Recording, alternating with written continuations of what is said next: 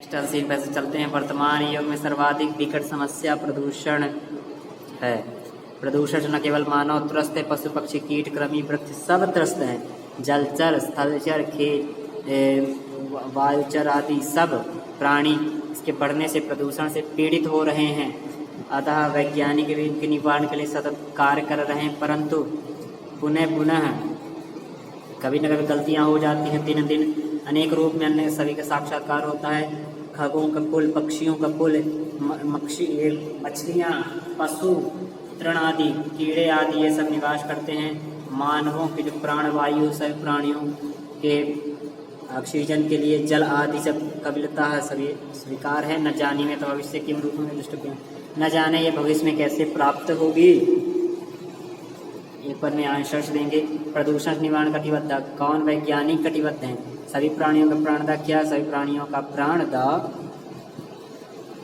जलवायु है, जल है। प्रदूषण के प्रदूषण से कौन कौन त्रस्त है? पशु पक्षी कीट मनुष्य सब त्रस्त हैं। प्रदूषण की खलायते प्रदूषण बहुत प्रवर्धमान प्रदूषण पीड्यन्ते एतेन खेचरा जलचरा स्थलचरा आदि सर्विध। अन्य पर चलते हैं। गणतंत्र दिवस हमारा भारतीय राष्ट्रीय पर्व है। इस दिन हम सब स्वतंत्रता दिवस मनाते हैं।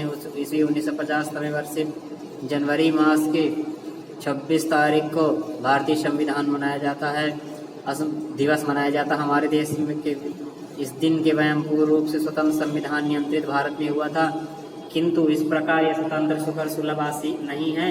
इसकी स्वतंत्रता ने एक देशभक्त वीरों ने अपने प्राण की आहुति देकर किया। प्रेरक नेता कारागारों में रहने वाले जो देश हित में कार्य किए, इनके त्याग बलिदान उग्र से भारत भूमि कभी भी ऐसा विस्मरण नहीं कर पाएगी। देशभक्तों के वीर स्मरण बिना स्वतंत्रता नहीं हो सकती, ऐसा महत्व नहीं है। अस्माकं हमारा राष्ट्रीय पर्व क्या? हमारा राष्ट्रीय पर्व है गणतंत्र दिवस।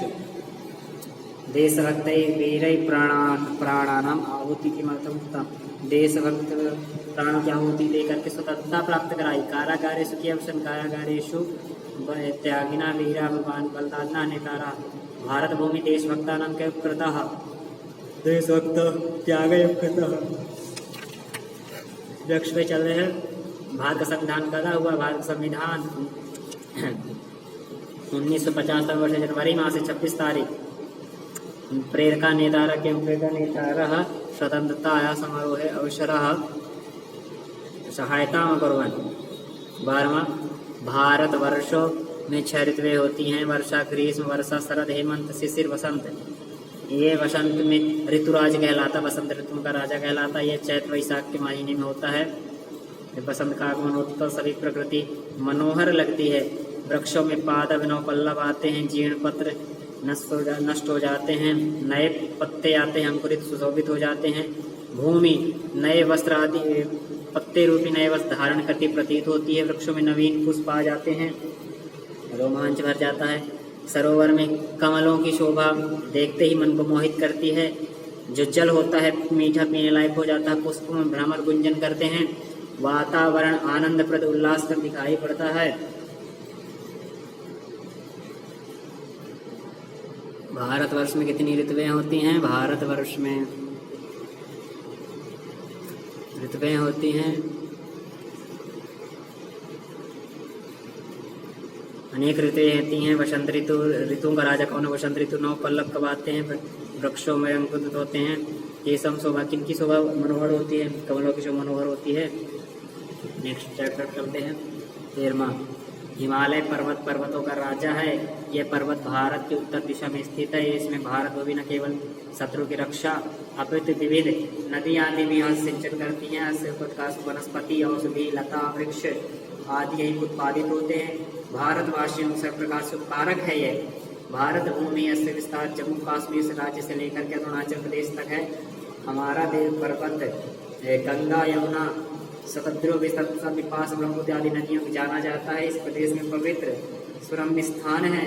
लोग दूर देशों से आकर के स्थित इस नगर के तीर्थ दर्शन आदि करने को आते हैं।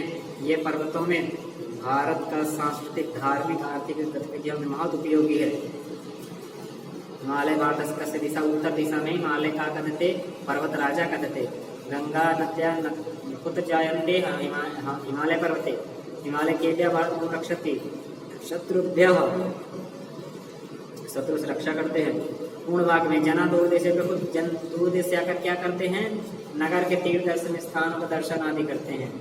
हिमालय भारत भवन कथम उपकरोति भारत भवन सांस्कृतिक धार्मिक आर्थिक गतिविधिषु महदुपकरोति। 14 पर चलते हैं। हिमाचल पुत्री पार्वती भगवान शिव की पति रूप में प्राप्त करने का निश्चय किया। इसकी तपस्या से वन चली गई, घर छोड़ करके, माता पिता सखा भाई बंधु सबको छोड़ करके, और ये निश्चित करके वन में गई। सखियों संग कुछ दिनों तक रही। वहाँ पर तस निश्चय करो कि विरोध करके शंकर जी ने परीक्षा ली और ब्रह्मचारी वेश में आकर के शिव ने शिव की निंदा की।